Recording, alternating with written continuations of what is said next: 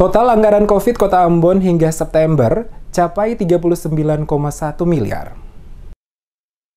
Anggaran penanganan COVID yang dipergunakan oleh pemerintah Kota Ambon lewat tim gugus tugas percepatan penanganan COVID-19 Kota Ambon hingga 5 September tembus angka 39,1 miliar rupiah sesuai pelaporan yang disampaikan dalam rapat bersama dengan Pansus COVID-19 DPRD Kota Ambon pada hari Rabu 16 September 2020.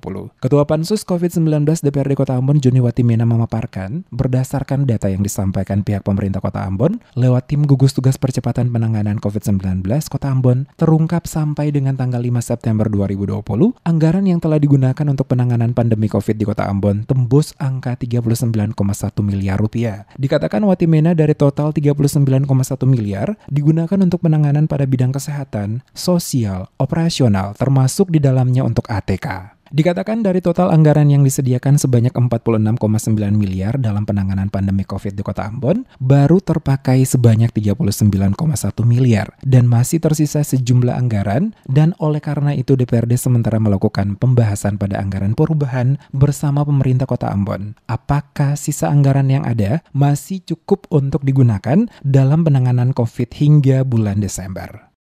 Terkait dengan penggunaan anggaran, BTT untuk terduga itu 51, jawab alokasikan ke COVID itu 46, terpakai sampai dengan tanggal 5 September kemarin itu 39,1.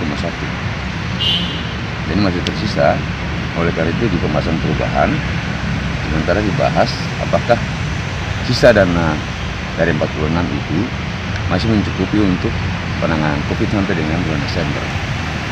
Seperti yang diketahui pidato Wali Kota Ambon Rizat Lohena Pesi saat Paripurna HUT Kota Ambon ke-445 tahun yang berlangsung di ruang paripurna utama DPRD Kota Ambon secara virtual Sabtu 5 September lalu, Wali Kota menyebutkan bahwa komponen belanja tidak terduga mengalami kenaikan tinggi. Sementara dalam pelaporan disebutkan, sampai dengan 24 Agustus 2020, anggaran refocusing belanja tidak terduga telah digunakan untuk belanja pada bidang kesehatan untuk penanganan pandemi COVID. 20 miliar lebih, penyedia jaringan pengaman sosial sebesar 8 miliar lebih, dan pengamanan dampak ekonomi 352 juta lebih.